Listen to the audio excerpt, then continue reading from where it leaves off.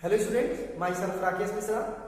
In previous video lecture, you have learned the numerical based silent features of double helix model of DNA. In this video lecture, we will learn about the fresh and new topic from the chapter 6 molecular basis of inheritance as packaging of DNA. Packaging of DNA is very important. Why there is a need of packaging and what are the importance of packaging? Before talking it, there is a need to describe what is packaging. Actually, packaging may be defined as the structural modification in order to arrange the DNA molecules within very compactly packed nucleus or compactly packed area is known as packaging. And why there is a need of packaging? Listen, actually the length of DNA, as you are well familiar in our body, is 2.2 meter long. In our body there are 2.2 meter long DNA exists, not over the body, only in the single cell, not over the single cell. There is the cell and at the center there is nucleus. So at the nucleus the 2.2 meter long DNA, how held, there is need to understand, and this will discuss in DNA packaging. Actually the area, the diameter of overall nucleus, overall mammalian nucleus is 10 raised minus 6 meter. The diameter is 10 raised minus 6 meter, which is very compact, very microscopic to compare than the 2.2 meter long DNA. So how the 2.2 meter long DNA will arrange within the very compactly packed area of nucleus, there is need to understand about the DNA packaging. There is need to concept about the DNA packaging. Actually, what happened during the packaging of DNA? The DNA coiled itself many times to form the chromatin threads and later the chromosomes, and that chromosomes arrange inside the nucleus to arrange the overall the DNA. यानी DNA पहले अपने आप को कई बार coil करेगा, फिर वो coil भी सुपर क्वाइल होगा, फिर वो सुपर क्वाइल कंडेंस्ड होगा जिसको हम लोग बोलेंगे क्रोमोसोम्स. ठीक है, तो डीएनए कई बार अगर क्वाइल हो रहा है तो उसको हम लोग बोलते हैं क्रोमैटिन. वो क्रोमैटिन सुपर क्वाइल होगा, फिर कंडेंस होगा तो क्रोमोसोम बनेगा. तो डीएनए की इस कैटेगरी को हम लोग स्टडी करेंगे डीएनए पैकेजिंग में. ठीक है, एक्चुअल में एग्जाम में आता है कि why there is a need of packaging, तो लिखेंगे as we know that the mammalian diameter, mammalian nucleus diameter is 10 raised minus 6, while the overall length of DNA is about 2.2 meter long. The very long DNA cannot easily held inside the very compactly packed nucleus. For this there is a need of special modification of DNA that will called as DNA packaging. ठीक है, it was first of all reported by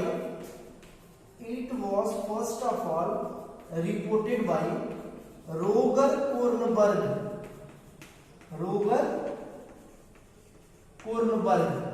Listen to me. Roger Kornberg in 1974 was first studied by Ada Ohlins.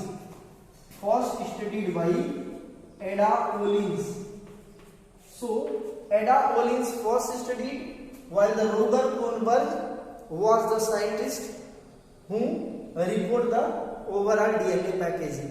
So let I define the steps of DNA packaging. The first step of DNA packaging is formation of nucleosome.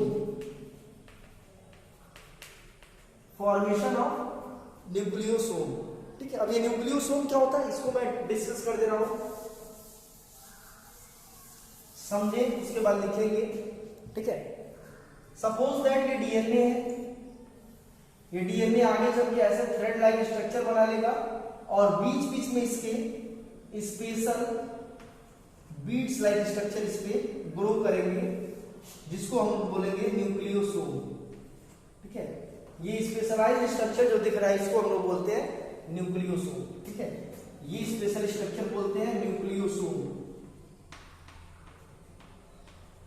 और ये तो आपका DNA है, और ये जो DNA condense हो गया इसको हम लोग बोलते हैं chromatin.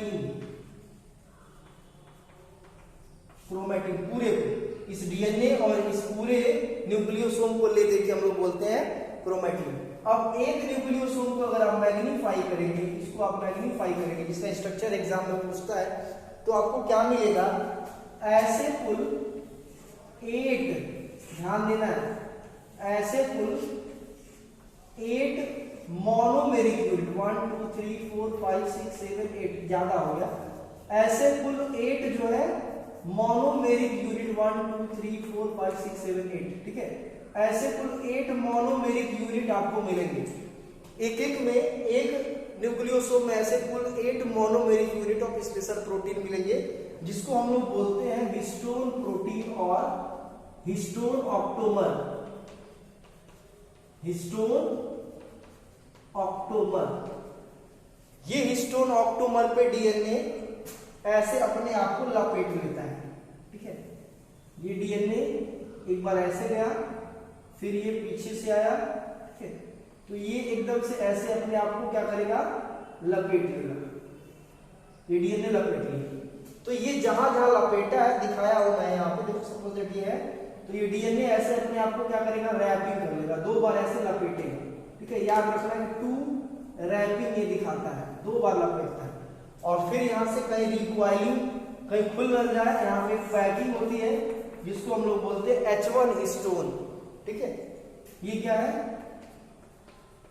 H1 histone, and this H1 histone used to unplug the DNA, used to prevent the unplug the DNA, means it helped to plug the DNA, it helped to prevent the further uncoiling, so that the histone octamer cannot spread out, cannot split out, यानी histone कहीं खुल करके बिखर न जाए, इसके लिए packing जरूरत है, ठीक है। और ये क्या है, ये है डीएनए, जिसको हम लोग बोलते हैं कोर डीएनए, और ये कितनी बार लपेटा हुआ है हिस्टोन पे, 2 times, that is 2 times coil, ये 2 बार आपस में डीएनए के ऊपर लपेटा हुआ, तो ये डीएनए है, डीएनए यूज करके 2 बार लपेटा है, ठीक है। हिस्टोन का कभी कभी नेम भी एग्जाम में पूछ देता है, तो ये क्या है, ये हिस्टोन का नेम यहाँ पर लिख लीजिए कॉपी में, H2A ये 2 होता है, H2B ये भी 2 होता है, H3 ये भी 2 होता है, और H4 ये भी 2 होता है, ठीक है। टोटल कितने होते हैं, 8, ये याद रखना, इसी वजह से इसको बोलते हैं हिस्टोन ऑक्टोमर। और ये जो स्ट्रक्चर दिख रहा है, ये पूरा, इसको बोलते हैं हम लोग न्यूक्लियोसोम, क्या बोलते हैं हम लोग, न्यूक्लियोसोम। और ये कितने एनएम का होता है, इसका जो डायमीटर होता है पूरा, वो 11 एनएम का होता है, ये याद रखना है, 11 नैनोमीटर तक, यानी कि 11 × 10⁻⁹ मीटर, ठीक है। अब आते हैं नेक्स्ट स्ट्रक्चर पे, हम लोग बात करते हैं, ठीक है। ये पूरा स्ट्रक्चर कितना है, 11 एनएम का, ये स्ट्रक्चर एग्जाम में आता है, पूछता है। हालांकि अगर आप बुक वगैरह देखेंगे तो इस तरह का डायग्राम दिखेगा, जैसा मैं फ्लैश करा रहा हूं, इस तरह का डायग्राम दिखेगा, ठीक है। ये हिस्टोन का स्ट्रक्चर है, बट यहाँ पे हम 8 के 8 हिस्टोन ऑक्टोमर को दिखा देंगे, ठीक है। सेकेंड है formation of chromatin, formation of chromatin. अब क्रोमैटिन का भी यहां पे मैंने फॉर्मेशन दिखा दिया, ठीक है। ये क्रोमैटिन कहीं कहीं जाकर के और कॉइल्ड हो जाता है, ऐसे इस तरह से ढेर सारा ऐसे बहुत ज्यादा कंडेंस्ड क्रोमैटिन बनाता है, तो यह 2 तरह के क्रोमैटिन बन जाते हैं, ये याद रखना है, 2 तरह के क्रोमैटिन, एक फ्लैट क्रोमैटिन इस तरह से बनता है सीधा, और एक इस तरह से कंडेंस्ड क्रोमैटिन बनता है। इस क्रोमैटिन को हम लोग बोलते हैं हेटेरोक्रोमैटिन, हेटेरोक्रोमैटिन, और इसको हम लोग बोलते हैं, जो सीधा सीधा क्रोमैटिन होता है, इसको बोलते हैं हम लोग यूक्रोमैटिन,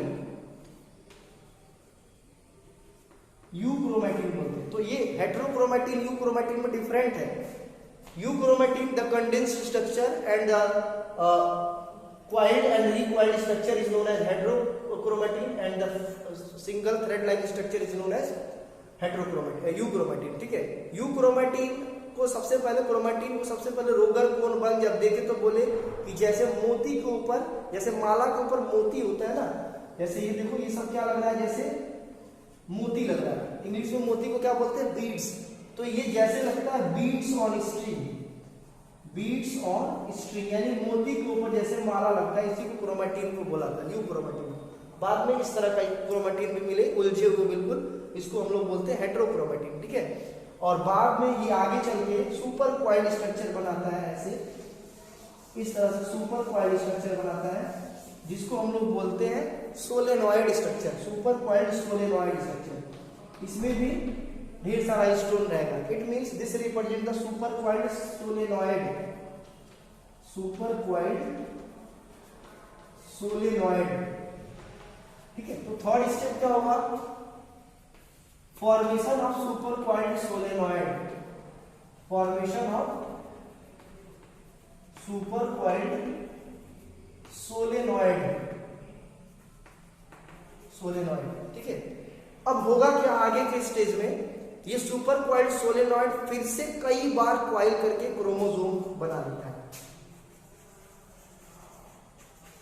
इस तरह से कई बार क्वाइल करके क्या बना लेते हैं, क्रोमोसोम्स। तो एक क्रोमोसोम इधर से और दूसरा क्रोमोसोम किसी और डीएनए से आकर के ये क्रोमोसोम बन गया। इसके ऊपर पैलिकिन का लेयर, ऐसे पैलिकिन का कोट चढ़ जाता है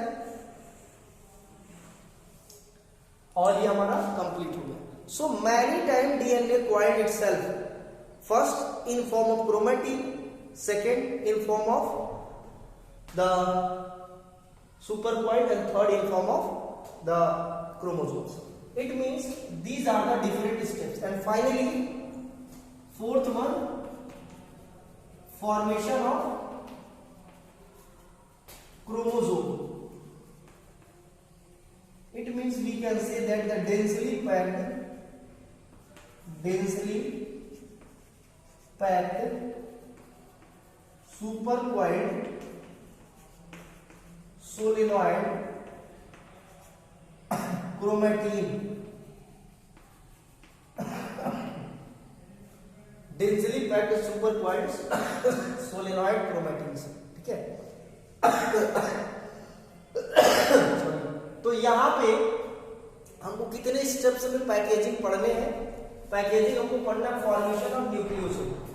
व्हाट इज न्यूक्लियोसोम एग्जाम में आता है, when DNA wrapped twist, when DNA wrapped twist, DNA wrapped twist, यानी डीएनए कितनी बार, 2 बार, wrapped twist over the positively charged histone octamer, over the positively charged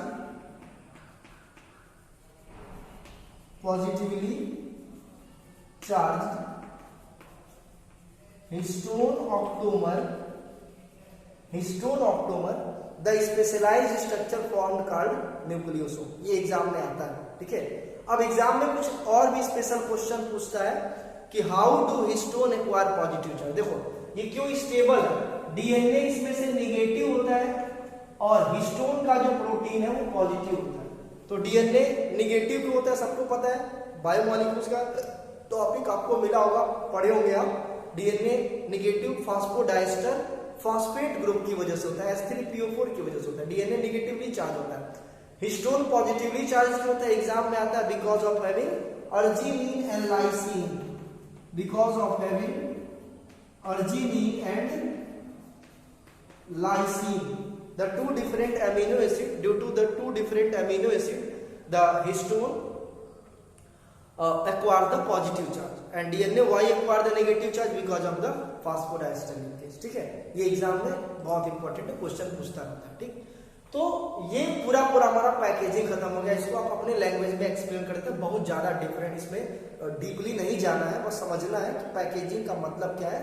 packaging का मतलब the DNA coiled many times form the chromatin and nucleosome, later the super coiled chromatin form the chromosomes, ठीक। ये packaging खत्म हो गया। DNA के form में simply हम बोल सकते हैं डीएनए के फॉर्म में सेल के न्यूक्लियस में नहीं होता है। डीएनए किस में रहता है, डीएनए क्रोमोसोम के फॉर्म में सिंपली रहता है हमारे न्यूक्लियस में, ठीक है। क्रोमेटिन के फॉर्म में रहता है हमारे न्यूक्लियस में, ठीक। What will be the packaging? This is the packaging in eukaryote. What will be the packaging in prokaryote? In prokaryote packaging is very simple. The DNA form, the positively charged DNA form loop. The positively charged DNA form the loop. Suppose that this is DNA, this form the loop, and inside the loop of DNA, the another special kinds of protein that is different from histone protein packed. That protein is also positively charged. This is also positively charged. This packed itself within the loop of DNA to form the nucleus-like structure called as nucleoids. So, in prokaryotes, the nuclear membrane absent, yet DNA cannot scatter. यानी कि DNA prokaryote में इधर उधर बिखरे हुए नहीं रहते हैं. क्यों? क्योंकि ये positively charge protein negatively charge DNA के लूप में पूरी तरह से पैक रहता है.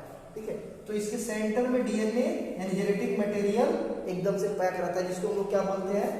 न्यूक्लियोइड. ये याद रखना है.